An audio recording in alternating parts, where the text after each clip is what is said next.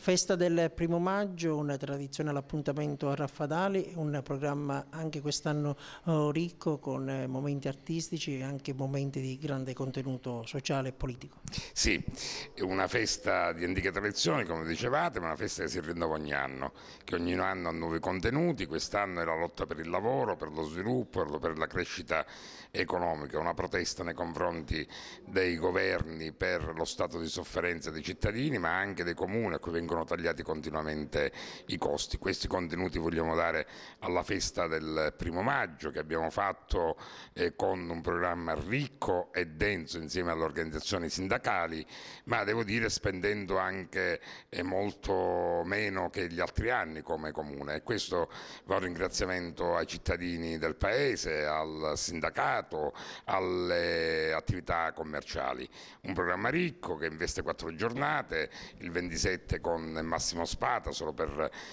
citare gli artisti principali, il 28 con il concerto de Cubeta, il 29 con il concerto de Collage e il 1° maggio con il concerto di Antonella Ruggero. Insieme a questo le bande musicali, i gruppi folcloristici, la musica diffusa, il gruppo Nelle Maggiorette, cioè una festa che è una festa di popolo, ma una festa anche di riflessione e di iniziativa politica. Il prossimo anno si pensa di dare una dimensione provinciale alla festa di Raffadali per far uscire un po' questa manifestazione dai confini municipali. Sì,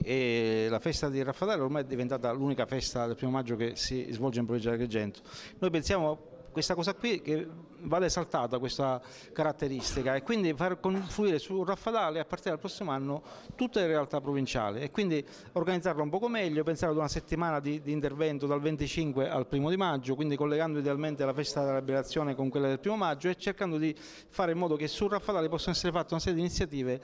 specifiche, in modo che affrontiamo i temi dall'antifascismo alla lotta alla mafia alla lotta per il lavoro. Lo slogan della festa del 1° maggio, priorità lavoro, ma stride un po', festa dei lavoratori, priorità il lavoro. Beh, intanto c'è sempre il lavoro e il lavoratore al centro, quindi questo è al centro dell'interesse, al centro del dibattito, al centro dell'attenzione. Il nostro compito è non abbassare mai la guardia. Noi in questo periodo abbiamo diverse vertenze, grandi vertenze aperte, abbiamo la questione dei precari nella pubblica amministrazione, la scadenza del contratto è a fine di luglio, si aspetta un intervento del governo centrale e ci auguriamo che